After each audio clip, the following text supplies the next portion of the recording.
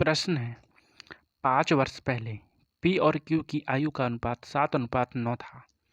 10 वर्ष बाद यह अनुपात 5:6 हो जाएगा। वर्तमान में उनकी आयु का अनुपात ज्ञात कीजिए। ये आपके ऑप्शंस। अभी इसे कैसे हल करेंगे, तो आइए समझते हैं। हमें 5 वर्ष पहले पी और क्यू की आयु का अनुपात दिया है, ठीक है। मानते हैं यहाँ पर उनकी जो है वर्तमान आयु होगी, ठीक है। वर्तमान आयु से 5 वर्ष पहले का अनुपात दिया है हमें, कितना, 7:9। वहीं हमें 10 वर्ष बाद, वर्तमान यहाँ है, यहाँ से कितना, 10 वर्ष बाद का अनुपात कितना दिया, 6, 5:6, ठीक है। अगर हम देखें तो हमारे पास सालों का डिस्टेंस कितना है, टोटल 15, ठीक है। लेकिन हम अगर इन दोनों का डिस्टेंस निकालें, 7 में से 5 का डिस्टेंस निकालें, कितना आएगा, 5, 6 और 1 7, 2। अगर हम 9 और 6 का डिस्टेंस निकालें तो हमारे पास कितना आ रहा है, 3।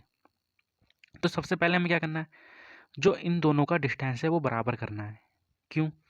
क्योंकि जब पी की जितनी भी राशि यहाँ से यहाँ तक बढ़ेगी उतनी ही तो मतलब आयु जो है इन 15 सालों में जो पी की आयु बढ़ेगी वही आयु तो क्यू की बढ़ेगी, क्योंकि जब आयु बढ़ेगी तो सेम बढ़ेगी। इसको एग्जाम्पल की तरह समझते हैं। जैसे 2001 में, ठीक है, पी की आयु है 4 और क्यू की आयु है कितनी, 5। अभी अगर हम 2010 की बात करें तो कितना प्लस हुआ, यहाँ से 9 साल आगे बढ़ा है, तो 9 साल इसके भी बढ़ेंगे, ठीक है, और 9 साल इसमें भी बढ़ेंगे। ऐसा तो है नहीं कि इसमें 4 बढ़ेगा या इसमें 5 बढ़ेगा, ठीक है। जितने सालों की वृद्धि हुई है उतने ही सालों की वृद्धि इनके उसमें होगी। सेम वही कॉन्सेप्ट यहाँ पर है कि 5 वर्ष पहले, ठीक है, उनकी आयु का अनुपात कितना है, 7 और 9, और 10 वर्ष बाद 5 और 6। लेकिन जो इनकी जो अनुपातों के बीच का अंतर होगा या फिर इन दोनों के बीच की जो आयु होगी वो तो इन दोनों की बराबर होगी। कैसे, हमने इसके थ्रू समझा, ठीक है। तो पहले हम इन दोनों के बीच की आयु बराबर करेंगे, ठीक है, इनका अंतर बराबर करेंगे।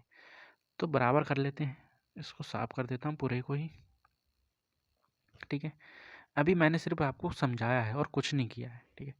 यहाँ कितना था हमारे पास, पी और क्यू 7 और 9, यहाँ था हमारे पास वर्तमान, यहाँ था 5 और 6, ठीक है। इनका अंतर था हमारे पास 15। इनको बराबर कैसे करेंगे, अब समझना। इन दोनों का अंतर देखेंगे कितना है, 7, 8 और 9, यहाँ पर 2 से मल्टीप्लाई कर देंगे। इन दोनों का अंतर देखेंगे कितना है, 1, तो यहाँ पर 1 से मल्टीप्लाई कर देंगे, ठीक है। तो वैल्यू कितनी आएगी, यहाँ पर 7:9, यहाँ कितना आ जाएगा, 5 दूनी 10 अनुपात में 6 दूनी 12, ठीक है। अब देखो 7 और 10 के बीच में कितना अंतर है, 3 का। 9 और 12 के बीच में कितने का अंतर है, 3 का, ठीक है, 3 का। लेकिन प्रश्न में जब हमने इसको निकाला था, ठीक है, तो हमें अंतर कितने का दिया है, वो दिया है 15 का। क्यों, वर्तमान से 5 वर्ष पहले और 10 वर्ष बाद, टोटल कितना, 15।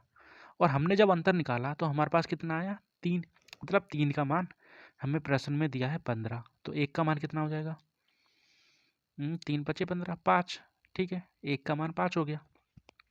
अब हमें क्या, इनकी आयु निकालनी है। तो जब इनकी आयु का अनुपात 7:9 है तो इससे क्या मल्टीप्लाई कर देते हैं, कितना आएगा, 7 पंजे 35 और 9 पंजे 45।